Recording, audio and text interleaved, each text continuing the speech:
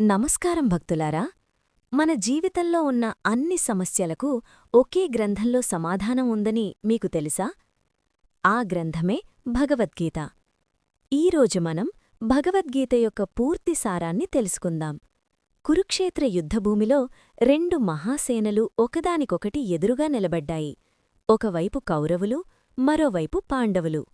ఆ యుద్ధభూమిలో మహావీరుడు అయిన అర్జునుడు తన రథంపై నిలబడి యుద్ధానికి సిద్ధంగా ఉన్నాడు. అతని రథసారథిగా ఉన్నవాడు స్వయంగా లార్డ్ కృష్ణ.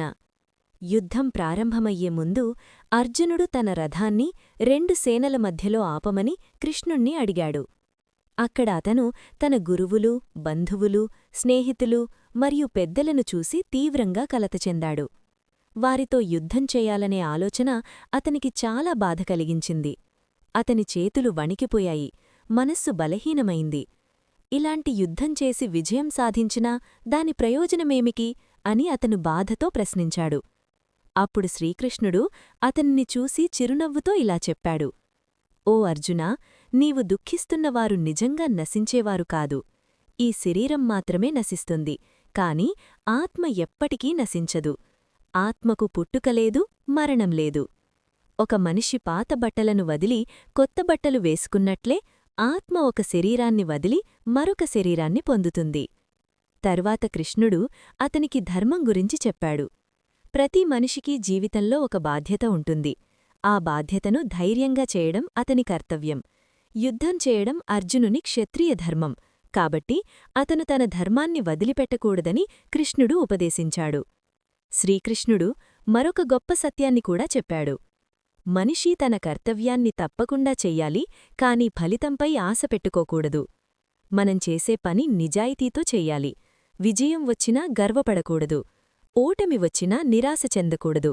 ఈ సమత్వ భావమే నిజమైన యోగం అని ఆయన చెప్పారు. కృష్ణుడు అర్జునునికి మనస్సు గురించి కూడా వివరించాడు. మనస్సు చాలా చంచలంగా ఉంటుంది. కోపం, ఆశ, లోభం, అహంకారం వంటి భావాలు మనిషిని తప్పు మార్గంలో నడిపిస్తాయి. ధ్యానం మరియు నియంత్రణ ద్వారా మనస్సును శాంతిగా ఉంచుకోవాలి. మనస్సు నియంత్రణలో ఉన్నవాడు నిజమైన ఆనందాన్ని పొందుతాడు. అతను భక్తిమార్గం గురించి కూడా వివరించాడు. దేవుడిని నిజమైన ప్రేమతో ఆరాధించే భక్తుడు ఎప్పుడూ రక్షణ పొందుతాడు. దేవుడికి పెద్ద యజ్ఞాలు అవసరం లేదు. ఒక చిన్న పువ్వు, ఒక పండు లేదా ఒక చుక్క నీరు కూడా భక్తితో సమర్పిస్తే దేవుడు ఆనందంగా స్వీకరిస్తాడు. కృష్ణుడు తన దివ్యశక్తిని అర్జునునికి చూపించడానికి ఒక అద్భుతమైన దృశ్యాన్ని చూపించాడు. అతను తన విశ్వరూపాన్ని ప్రదర్శించాడు. ఆ రూపంలో అర్జునుడు సమస్త ప్రపంచాన్ని, దేవతలను, గ్రహాలను, కాలాన్ని మరియు సృష్టి నాశనాలను ఒకే రూపంలో చూశాడు. ఆ దృశ్యాన్ని చూసిన అర్జునుడు ఆశ్చర్యపోయాడు మరియు కృష్ణుణ్ణి పరమాత్మగా గ్రహించాడు. తరువాత కృష్ణుడు ఇలా చెప్పాడు: ఈ ప్రపంచంలో జరిగే ప్రతీదీ దైవ సంకల్పంతో జరుగుతుంది. మనిషి తన కర్మను ధర్మంగా చేసి దేవుడిపై విశ్వాసముంచాలి. ప్రతి జీవిలో కూడా దేవుడి ఉనికి ఉంది, అందుకే ప్రతి జీవిని గౌరవంగా చూడాలి. అతను మనిషిలో ఉన్న మంచి మరియు చెడు గుణాల గురించి కూడా వివరించాడు. దయ, వినయం, క్షమ, నిజాయితీ వంటి గుణాలు మనిషిని ఉన్నత స్థితికి తీసుకెళ్తాయి. కోపం, అహంకారం, దురాశ వంటి గుణాలు మనిషిని కిందకు లాగుతాయి. కాబట్టి మంచి గుణాలను పెంచుకోవడం చాలా ముఖ్యం అని ఆయన చెప్పారు. చివరగా శ్రీకృష్ణుడు అర్జునునికి గొప్ప సందేశం ఇచ్చాడు. అన్నిటినీ వదిలి నన్ను ఆశ్రయించు, నేను నిన్ను అన్ని పాపాల నుండి విముక్తి చేస్తాను.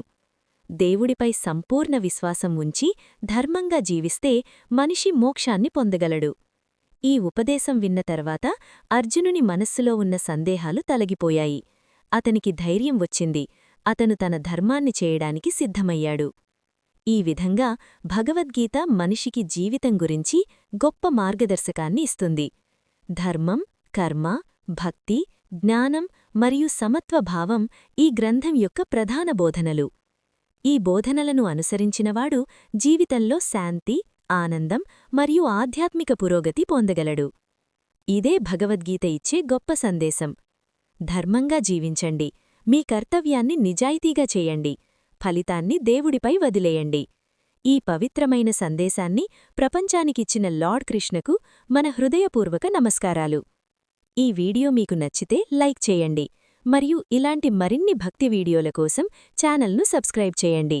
జై శ్రీకృష్ణ.